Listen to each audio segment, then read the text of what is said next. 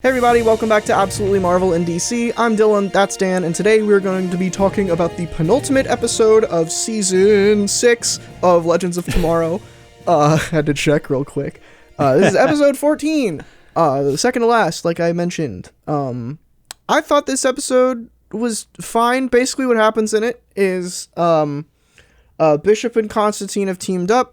Constantine wants his powers back. Bishop wants something. Bishop things.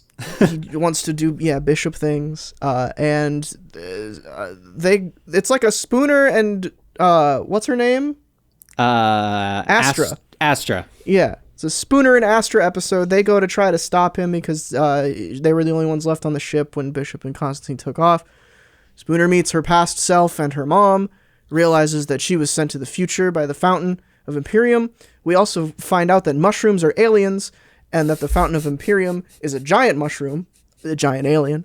And then at the end of the episode, Constantine dies. There's your recap. What did you think about this episode, Dan? I thought it was pretty good. It stayed a lot more on plot than I was expecting. Mm-hmm. I thought it was actually kind of... I both liked and disliked how they did the Spooner stuff. Because I thought it was cool, like, that they are putting in that there was already time travel in her life before she joined the time traveling group. But I think, like, the whole thing, it just kind of worked. Like, in a weird way. First off, when Bishop's explaining that mushrooms could be aliens, I'm literally listening going, you know, he's got a point. They are pretty random, and there's a lot of different kinds that just do weird things. But I thought it was a good way to do the plot in standard Legends fashion. I do feel like we jumped a little back and forth a little too frequently and kind of harped on the exact same thing with Spooner a little too much that I kind of reached the point on some parts with Spooner that I'm like, okay, like I'm not trying to be insensitive, but I get it. You miss your mom and you don't want her to die. But it's been 20 minutes of you talking about this. Mm-hmm. And like, there's some of like that in the episode. But besides that, I thought it was actually pretty good. And this was one of the few where I actually liked Astra a little more. I've never, like, I mean, if you guys have been watching these, I've never fully warmed up to the character.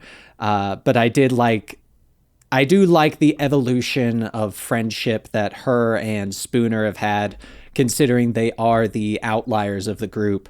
But as an episode in itself, I thought it was good. It was kind of predictable with the whole Constantine stuff. If you didn't know what was going to happen when that happened, you clearly have never watched anything superhero related or anything that involves a villain that then joins the hero side.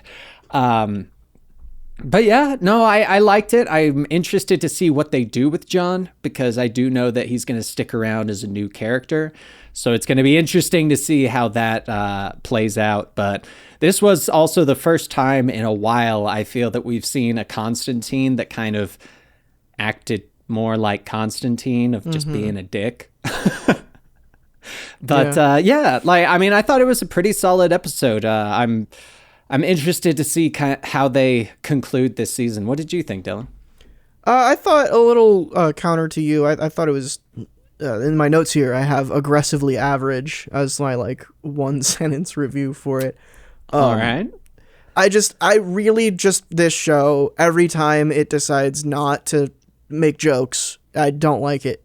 And it's just because like, and I think it's just this season, it's not the show in general, but like going back to season 1 with this show, like that season was all plot, and that's the season that most people are like, well, that sucks, because it does kind of suck.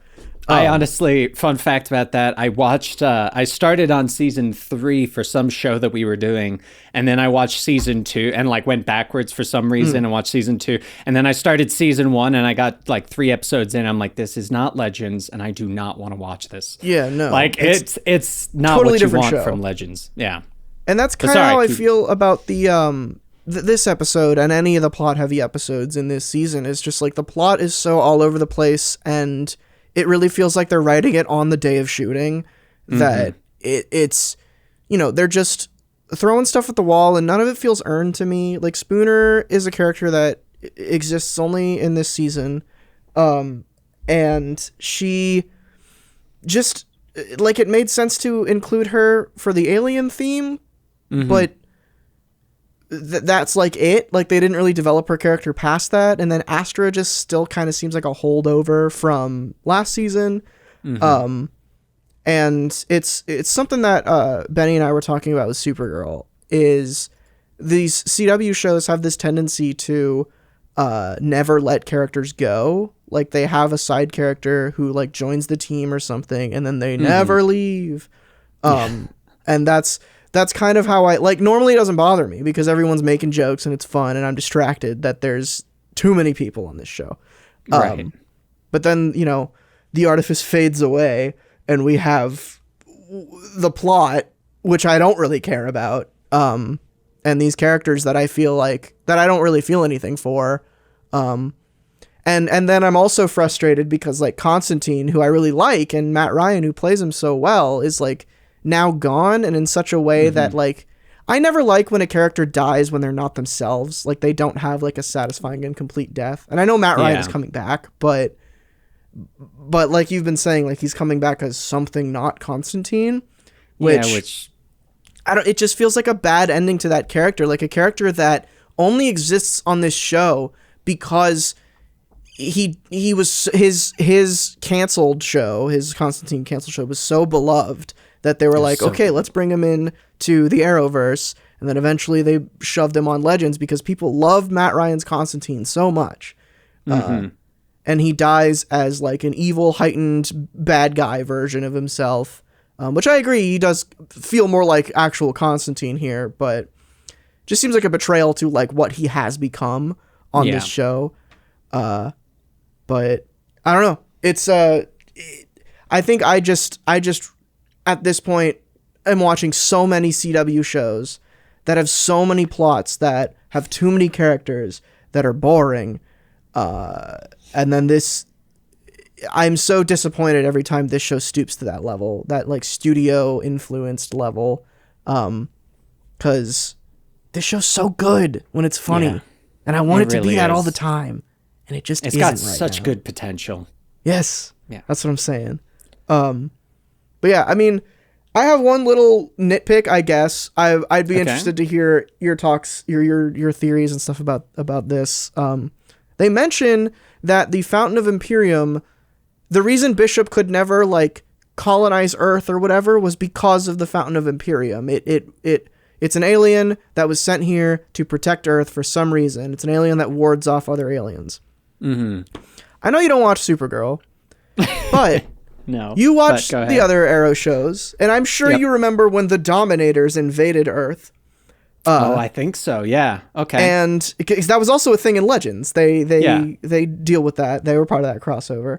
And Dominators have shown up since.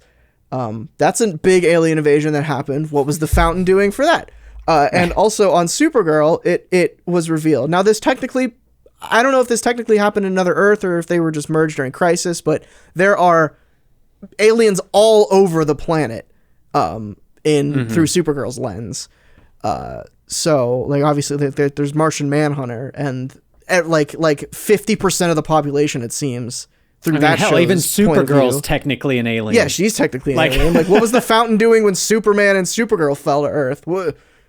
Like, I'm curious what you thought about that. Did you think about that at all when watching this? So I thought it was more of just like I'm wondering if it's a specifically Bishop kind of thing, like his race has been trying to do this guy in specific. Exactly, kind of like like if we were to do like Marvel or something, like a mushroom that's there to protect against Kree.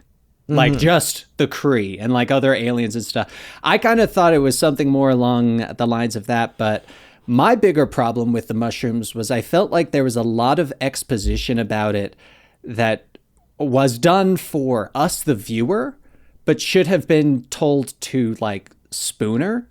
Like, I feel like the whole mushrooms being an alien species and something along those lines, if they don't ever tell that to Spooner, I'm going to be kind of disappointed, because I think that would, like, that's information that should be told to her. Mm-hmm. I mean, that one was a little bit like you. I mean, that's also a nitpicky one. But yes, no, I also agree that I think with this season, though, we've learned to really kind of give them some leeway on logistics when it comes to aliens, considering the whole Gary is an alien when he's not wearing his glasses, but we've seen him multiple times in previous seasons without his glasses and stuff like that. So I feel like there is a little bit wiggle room there that we just kind of have to, as a viewer, be like, okay, it doesn't make much sense, but I'm going to let it slide because obviously if I don't let it slide, it's just going to harm my image of the show. So I'm kind of taking that little bit with a grain of salt of the kind of thinking about that stuff a little too much, especially because of what you said of we still don't fully know if they're on the same Earth or not. Maybe this is a different Earth entirely because of the fact that they went time traveling and found Diggle in the past. For all we know, this is like when the crisis happened, this is a different Earth that Bishop's race tried to take over in the whole bloody thing. They'll come up with some random stuff to make it work.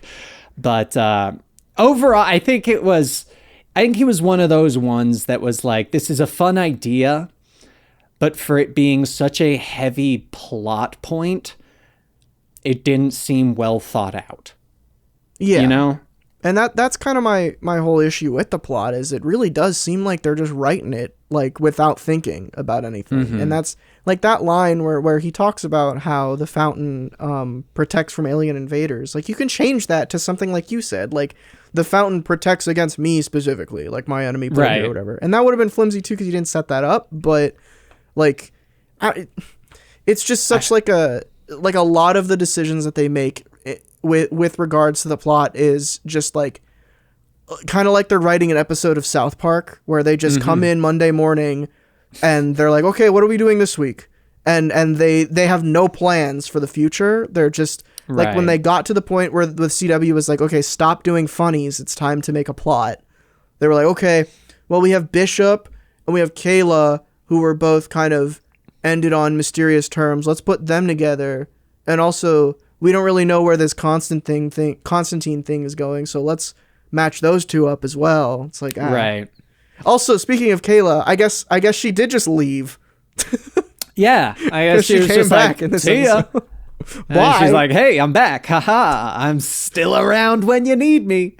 I need that paycheck. No, I feel like, yeah, like you're saying, like if he had said something along the lines of the mushrooms protect specifically against me, you could play along with that of he's only capable of being on Earth now because he's got some of Sarah's DNA. And that's how he was able to get through that security system kind of thing. Like there are things that they could have done to make it more understandable. Or maybe he's like, oh, the mushroom prevents against hybridizing humans with other alien races.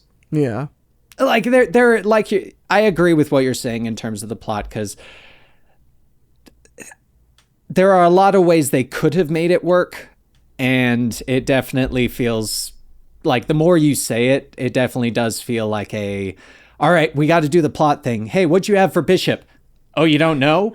Nothing. Oh. Oops.